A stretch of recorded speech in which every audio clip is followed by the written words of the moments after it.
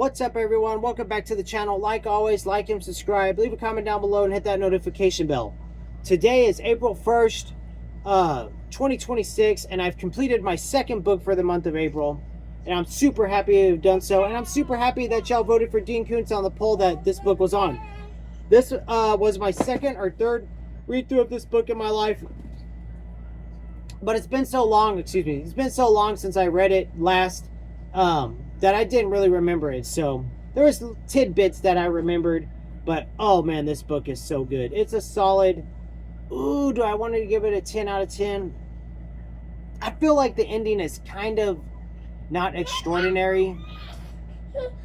We'll give it a 9 out of 10. 9 out of 10. Solid 9 out of 10. This was one of my mom's favorite books when I was growing up, so I'm pretty sure I read it when I was a 11 or 12, when I was first discovering. I was like 10 or 11 when I first discovered Stephen King, The Shining, and then my mom was like, read Dean Koontz. She was biased. She liked Dean Koontz better.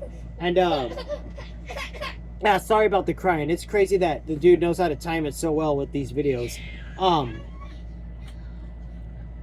But anyways, the book was I mean, I want to give it a 10 out of 10, but if you've read it, then you know the ending is just kind of, you know what, it's a 10 out of 10 because I love Tom Clancy, the books I've read of Tom Clancy. So if you could put those together, I won't spoil the ending, but if you could put it together, you could figure out pretty easily why the ending's not so bad now that I'm thinking about it. But anyway, so you have this, you're following your main character, Susan Thorne, wakes up in a hospital. She can't remember much, nothing at first.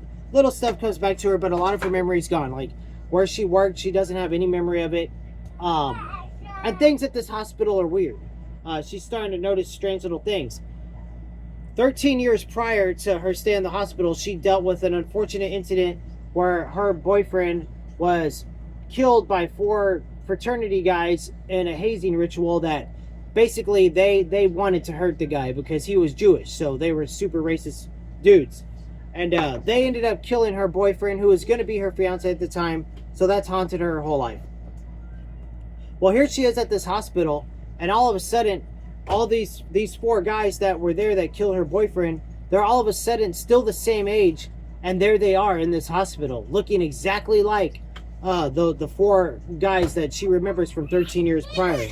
So she's super ballistic, freaking out, and I'll let him calm down. Okay, she's super freaking out, but she has a nice nurse that's taking care of her, that's trying to tell her, calm down, calm down. A doctor that she's falling in love with, he's a ladies' man, and he's falling for her too. So all that's going on throughout the book. She starts to notice little things, like a nurse tells her she's going on a hot date on a Monday night. Not Susan, but the nurse. But later that week, Susan catches her in a little lie because the nurse doesn't remember that she said that. So she starts putting things together. She finds a pendant that her boyfriend Jerry had wore 13 years prior when he died. She was being attacked by one of the guys that she thought was one of the killers from back then in her hospital bathroom, and he basically almost forces her to kiss the severed corpse head of her, long dead boyfriend. All this haunting stuff's happening to her. She's totally freaking out, and but she finds the pendant, and she catches them in a lie with that, because one of the nurses comes in and it's like, hey, did you see my pendant or my necklace? I seem to have dropped it. It fell off somewhere. And so now she's figuring things out. Then she finds weird little passages that lead out of her room, little gaps in the walls that air's coming through. So all this stuff leading up to, what's really going on. Where is she? You know what I mean? She doesn't know the whole book. And you just have this ominous background throughout the whole book. You're like, is she just crazy? Where's Koontz going with this? Is she just out of her mind? I mean, like the whole, besides the last 100 or so pages, the whole book, you're like, what's happening to this chick? She's seeing all kinds of, insane stuff that's going on. It's totally crazy.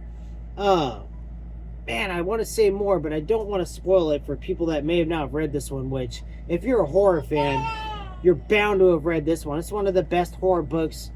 It's probably not one of the best, but it's up there. It's definitely up there. You know what? It probably is one of the best. I've read it like 3 times in my life. It's got to mean something.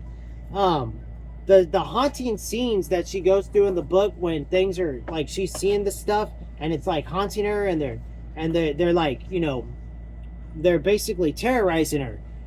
It's so good. Like, you can almost like, I remember why I liked this book so much when I was a kid. Because it freaked me out, man. I had nightmares. I seen this stuff, and man, I'm looking at the back tag.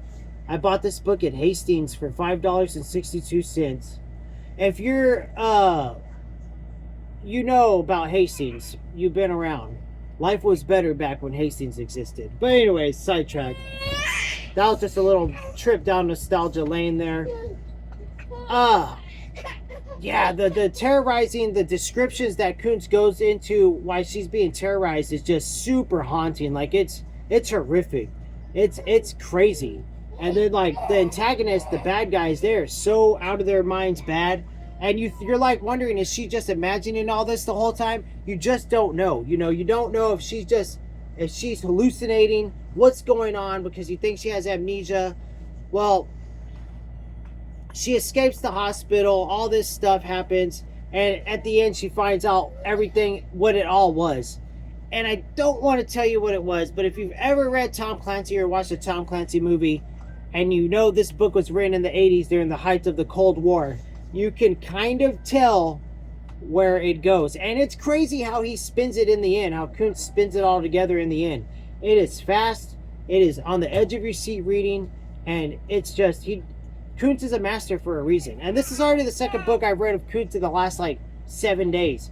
And it won't be the last. I will probably read one more before May if I get through a bunch of other books I want to get through, which I should at the pace I'm at.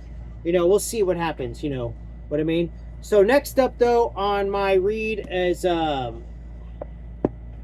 I said on the current poll that you are voting on, I'm reading 4 books. So next up is Star Trek, The Next Generation, Foreign Foes. Another short read. I'll be done with this one fairly quick. I love Star Trek, so I'm interested to see how this one holds up. Sometimes they're hit or miss. I have read a couple of crappy ones, but I have read some really, really good ones. So I don't believe I've read anything by these 2 authors, Dave Gallanter and Greg Brodeur. But just look at this this cover art. It's super good. I love that stuff. And you know, let's appreciate the House of Thunder cover art. And I don't believe the cover artist is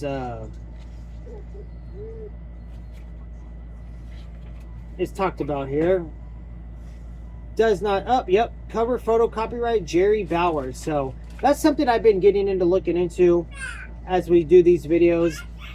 I enjoy this old 80s cover art, but there might have been a different one in the 80s. I'm gonna go ahead and cut the video there because it's just a disaster. You know, 2 out of 3 times these videos are bombed so terribly, but it's fine. One day soon we're gonna have our own little place to go hide and make these videos, and I cherish the thoughts of that moment coming. That's the video today, guys. Like, subscribe, leave a comment down below. Later.